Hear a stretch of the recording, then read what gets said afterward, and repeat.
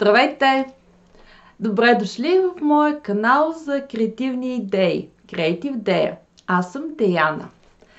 Днес реших да си поговорим за манифестирането.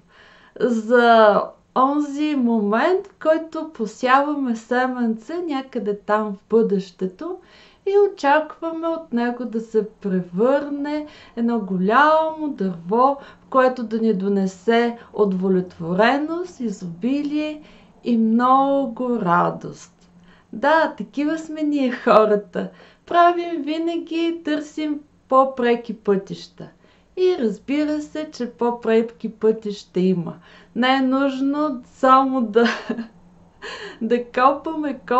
копаме и да чакаме резултат. В някакъв момент трябва да сложим и семенце в невидимото и да го поливаме с много вяра, доверие и да се оставим на самия процес. Затова аз за моите 50 години съм видяла и 2200. Използвала съм много различни методи и теории, първо с недоверие, после като експериментатор съм опитвала различни варианти, дали наистина се случва, да не би да се заблуждавам, и всеки път резултатът е бил категоричен. Да, методът работи. Да, манифестацията се случва. Да, аз получавам това, което искам. Но има проблеми. Да, с манифестацията има проблеми и те въобще не са малко. Проблема е, че това, което искам, се случва много бързо. Толкова бързо, че моето същество още не е готово, пораснало, не може да приеме цялата пълнота на резултата, който се е случил. И за да не съм голословна, ще ви дам само няколко примера. Преди 20 години една моя приятелка ни говореше много активно за феншуи и енергията чи и за подредбата на дома и как всяко място в дома си има някакво значение и ако съответната област на дома се стимулира с символи на тази област, много бързо може да се получи резултат. Та реших, я да тествам, дали наистина това феншуи работи. Точно в този момент имаше един конкурс на много високо национално ниво. Съответно, аз кандидатствах, написах си бизнес плана и когато си подадох документите, вкъщи направих и още нещо. На картата, където е апартамента, разделих го на 9 сектора и там, където е сектора за богатство, сложих много парички. Една, 2 стотинки, 5 стотинки, наистина бяха много. Цялото пространство го наситих с парички. И какво се случи? Разбира се, че получих финансиране. Ако не бях си написала плана, ако не бях направила проучване и всичко необходимо, едва ли щеше да се случи. Но факт е, че аз изпълних всяка една от точките.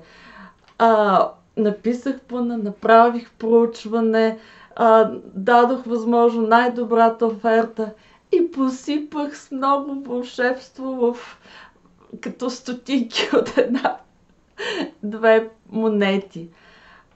Дали това е сработило? Аз съм сигурна, че сработи. След това забравих за феншуи, то работи, това е ясно, ще го имам в предвид. И продължих нататък да търся други методи. По едно време бях се много впечатлила с списъците, с писане на 25 желания, нещата, които искам. И писах, и писах. И тъй като когато човек влезе в една рутина, в едно ежедневие, нещата, които иска е елементарно да се наспя и на другия ден да имам сили да поема ежедневието, деца, градини, това, онова.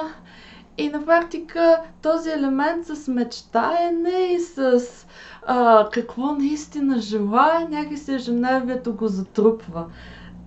Самия факт, че трябваше да напиша 25 неща, които искам, за мен бяха вау! Ама наистина ли може 25 неща да си поискаме и така? Писането на този списък сам по себе си беше нещо доста трудно и трябваше отново да събудя в себе си тая способност, просто да си искам. Съответно написах списъка, сложих го на тайно място и след известно време започнах да чеквам, че първите неща, които съм си написала, те май вече са се случили. Естествената ми реакция беше, да, и това работи. Последваха карта на желанията. Вие правили ли сте карта на желанията? Аз съм правила. Дори веднъж бях направила една седянка с приятелки, събрахме се в къщи. Всеки донесе нещо сладичко, списания, картони. Отново разделихме картоните на 9 части. Написахме кое, какво, що.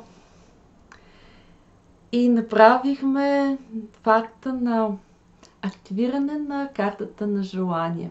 Сигурна съм, че всичките карти на желания си приличат с нещата, които ние хората искаме. Всички искаме и любов, и топлота, и изобилие, и пътешествие, и нови предизвикателства, ако може да са такива хубави, по-леки, лежерни, с приятелства и нови моменти. Неопитвана храна, неопитвани места, всички искаме това. Защо обаче за някои картите на желание сработват, а за други не? Защото повечето от нас забравят за тези свои желания и когато пространството ни ги подава буквално на тепсия, ние вече въобще сме забравили и не си ги вземаме. Да, този отложен момент на изпълнение на желанията, ние не си даваме сметка, че го има и просто ни трябва едно търпение. Почакай малко, изчакай, сега, още мъничко. За въпросната седянка, която бяхме се събрали приятелки, всяка от нас си беше направила карта на желанията. На моята карта имаше в един от областите, където е общество, общност, обществена реакция. Бях сложила, тогава бях в един такъв амбициозен период, бях сложила себе си като лектор пред много хора. При положение, че попадам в нов град, има малко познати на това място, толкова много хора изведнъж да ми се доверят, как ще стане? Това наистина от една страна ми се иска, ама не съм много сигурна дали е мое желание или е някакво външно желание, но това ще ви го обясня по-нататък. И една седмица, след като направих тази карта, след като я активирах, една седмица след това ме поканиха мен да бъда колектор в един офис, където имаше 60 други супер успешни хора, които споделяха някакъв опит и аз бях човек, който показваш аз какво съм направила. Ама пред една седмица въобще не знаех, че това може да се случи.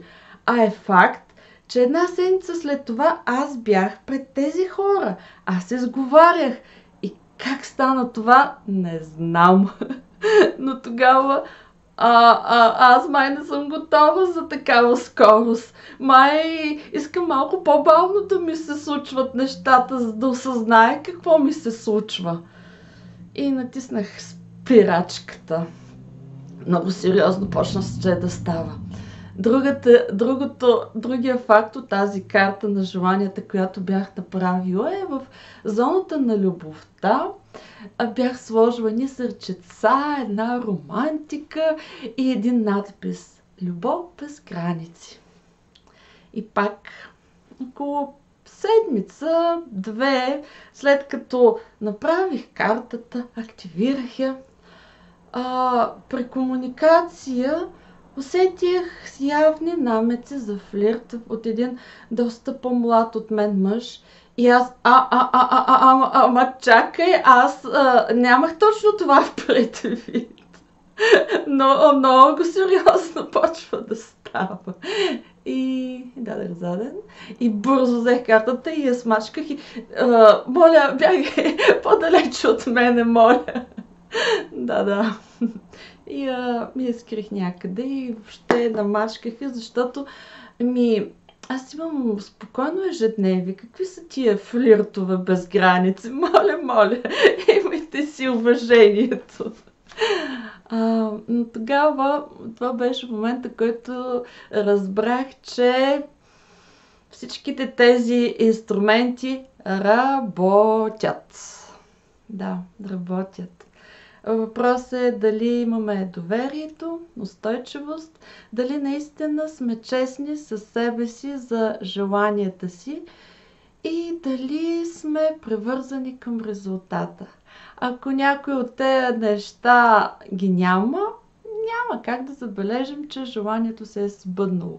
Защото или това не е наше желание и сме го взели от желанията, от торбата с желание на някой друг, или просто толкова много искаме резултата, че дори да дойде принцът на бял кон да почука на вратата ни, ние няма да го забележим, защото аз искам Иван, ама от Варна, от еди къде си, от квартал някъде си.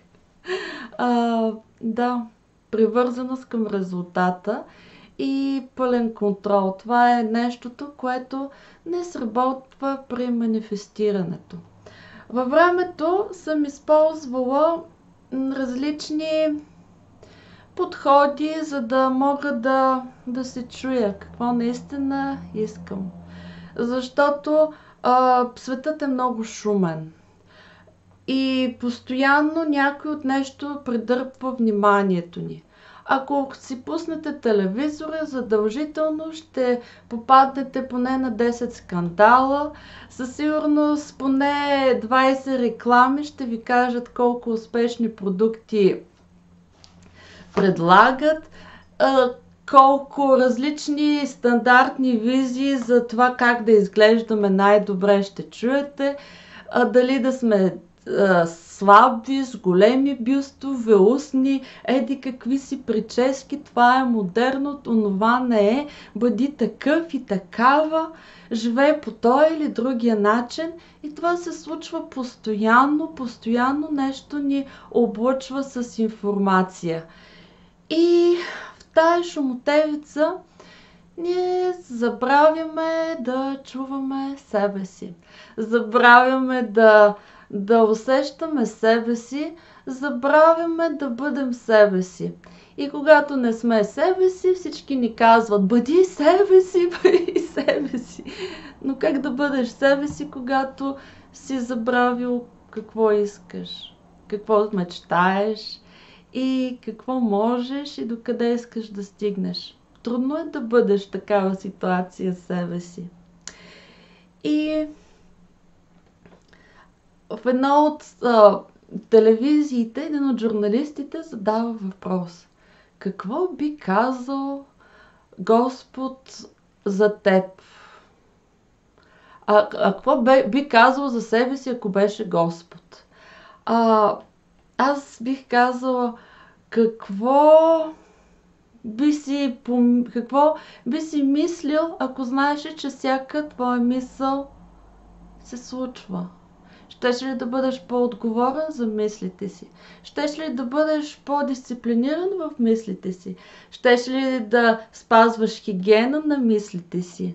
Ако знаеше, че всяка твоя мисъл, сега тя тръгва. В момента, който е помислено, и то вече започва от невидимото да слиза надолу към реалността.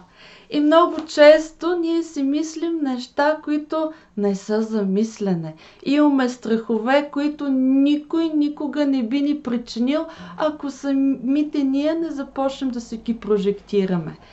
И че голяма част от нещата, които ни се случват, имат единствена причина. И това е, че ние генерираме мисли форми, които няма какво друго направят, освен да ни се плеснат с цялата си пишност на реалността.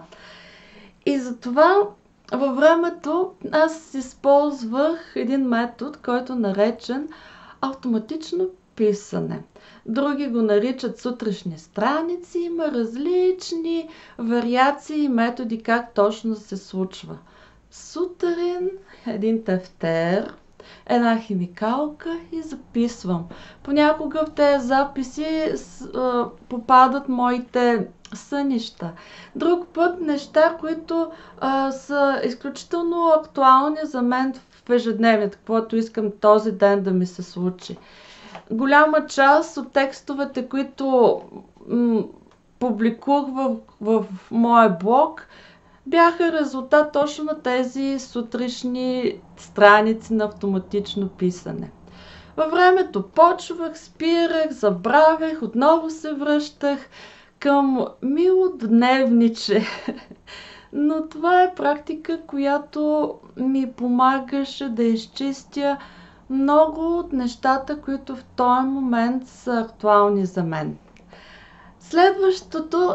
Следващата техника, която съм правила, това е дневник на благодарността.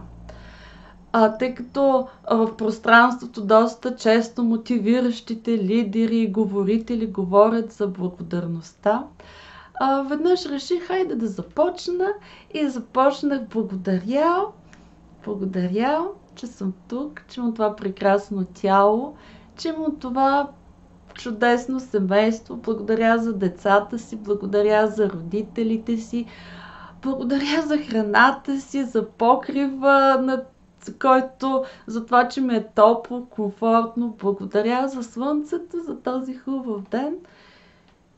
И записвах. Някой път сутрешните страници се превръщаха в едни такива дълги списъци на благодарност. Друг път забравях, след време пак се сещах, но тези техники сега заедно ще ги съберем в един метод, който работи, който е много добър за това да сме наясно какво искаме. И ако има някаква сигурност, че нашата манифестация ще се случи, този метод ще сработи. Той сработва. Ще го намерите като писане на дневник за самопрограмиране. Уточнението, че този метод има 4 етапа. Добре е да се прави сутрин, но ако не можете сутрин, пишете в дневника си вечер, не отделяйте много време. Трябват ви 10-15, не трябва да има насилие, не трябва да усещате една такава преса. не си написах дневника за самопрограмиране. Ох, не направих това, което наистина е важно. Не, няма нужда. Няма нужда от насилие. Бъдете мили със себе си. Необходим ви е тефтер. Изберете някой, който ви харесва. Нека страниците да са приятни на допир. Просто да ви е удоволствие всяка сутрин или вечер да застанете пред този тефтер и да започнете да пишете. Ако не можете да отделите 10-15 минути всеки ден, правете го през ден. Правете го 3-4 пъти в седмицата. Но не се отказвайте. Не допускайте моята грешка в началото да сте много стриктни, да ви омръзне и после да нямате сили да го погледнете отново. Важна е регулярността и е важна процеса, защото самия процес е поливането с внимание, което поливаме нещата, които наистина искаме. И най-важното нещо в този процес е честност към себе си и яснота какво наистина аз като същество искам, какво е моето желание, какво отзовава на тялото ми, от какво тялото ми започва да трепти и да се радва още преди да съм го получила. Тази честност можем да получим единствено когато видим мислите си, усетим какво е актуално за мен. И за да не съм голословна, набързичко ще ви кажа метода, наречен самопрограмиране.